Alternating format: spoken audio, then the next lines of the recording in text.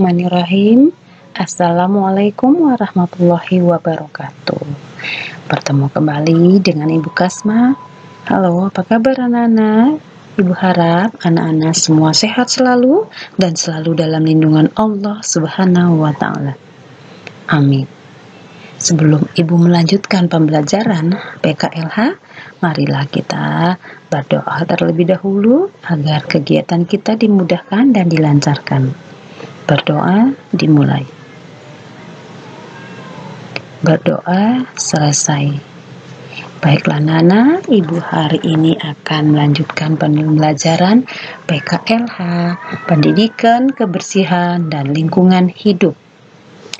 Adapun kompetensi dasar 3.2 dan 4.2. Tujuan pembelajaran yang pertama, setelah mengamati tanah di sekitar, anak-anak dapat menyebutkan ciri-ciri tanah yang terdapat di lingkungan sekitar rumah dan sekolah dengan baik. Yang kedua, setelah mengamati gambar dan diskusi, anak-anak dapat mendeskripsikan ciri-ciri tanah subur di lingkungan sekitar dengan baik.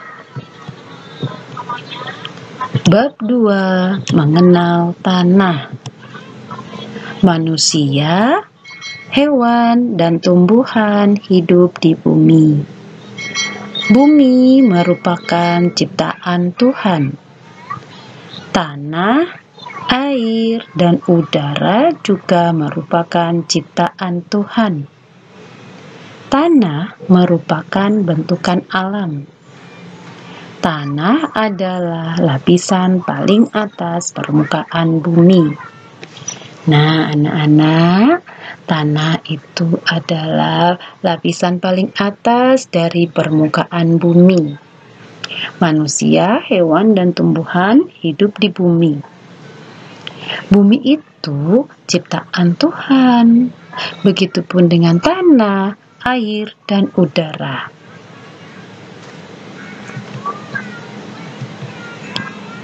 Nah, anak-anak, marilah kita mengamati. Tanah sangat penting dalam kehidupan makhluk hidup di bumi.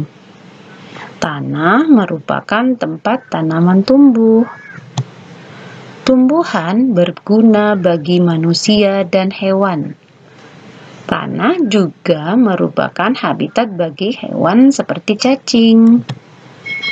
Cacing adalah penyubur tanaman yang membuat tanah gembur. Tanah gembur paling baik dalam menyimpan air. Nah, anak-anak, tanah itu sangat penting bagi kehidupan makhluk hidup di bumi. Karena tanah itu merupakan tempat tanaman tumbuh yang sangat berguna bagi manusia dan hewan. Juga tanah merupakan tempat tinggal cacing. Yang cacing itu sebagai penyubur tanaman yang membuat tanah gembur. Tanah gembur itu adalah tanah yang paling baik dalam menyimpan air. Nah, Nana, berikut jenis-jenis tanah. Yang ini adalah tanah humus. Tanah humus itu adalah jenis tanaman yang baik untuk menanam tanaman. Sedangkan yang ini adalah tanah liat. Tanah liat itu banyak digunakan sebagai prakarya. Contohnya seperti dibuat vas bunga, pot bunga, asbak, kendi, dan lain-lain. Nah, tanah liat itu biasanya dia tuh tanahnya padat, jadi tidak kurang baik untuk dipakai untuk menanam. Bisa juga dipakai menanam, tetapi tanahnya dicampur ya, agar tanahnya tidak terlalu padat. Kemudian yang ini adalah tanah pasir. Tanah pasir tentunya anak-anak sering jumpai apabila anak-anak ke pantai, ya. Tanah pasir juga bisa digunakan sebagai tanaman, ya, untuk menanam tanaman. Sedangkan yang ini adalah tanah pupuk. Tentu saja tanah pupuk baik digunakan untuk menanam tanaman. Nah, Nana, kemudian sebutkan warna tanah pada gambar. Tadi anak-anak sudah melihat tanah humus warnanya apa, ya? Tanah humus warnanya hitam. Sedangkan tanah liat hampir sama seperti tanah pasir warnanya, ya, kecoklat-coklatan seperti ini. Tanah pupuk sama seperti tanah humus, ya, warnanya hitam. Pernahkah anak-anak melihat tanah pasir? Tentunya anak-anak sudah pernah melihat, ya, di pesisir pantai ketika anak-anak pergi ke pantai. Lalu, manakah tanah yang biasa digunakan untuk menanam? Tadi juga Ibu sudah jelaskan jenis tanaman yang biasa digunakan untuk menanam. Tahukah anak-anak jika tanah liat dapat dibentuk menjadi pot bunga? Ya, tentunya tadi juga Ibu sudah menjelaskan tanah liat itu banyak digunakan untuk membuat prakarya seperti pot bunga, vas bunga, dan lain-lainnya, Nak, ya.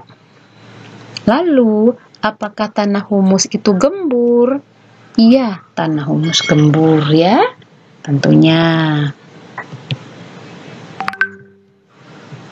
Lalu, ciri-ciri tanah, bagian A. Nah, ini ciri-ciri tanah. Tanah dan tumbuhan. Ya, tanah dan tumbuhan. Tanah sebagai penyimpan air. Tidak semua tanah dapat menyimpan air dengan baik. Tanah yang subur adalah tanah yang banyak mengandung zat hara. Semakin baik menyimpan air, maka tanah dapat terhindar dari erosi. Hara adalah bermacam-macam mineral yang terdapat di dalam tanah yang dibutuhkan oleh tumbuhan untuk melakukan fotosintesis. Ya, ini adalah tanah sebagai penyimpan air, ya. Tidak semua tanah dapat menyimpan air dengan baik.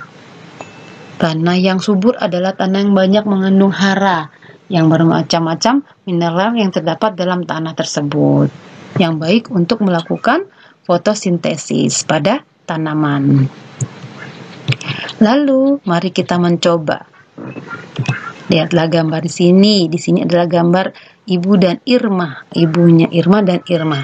Ibu dan Irma akan menanam bibit pohon jambu halaman. Irma melihat cacing di tanah yang digali ibu.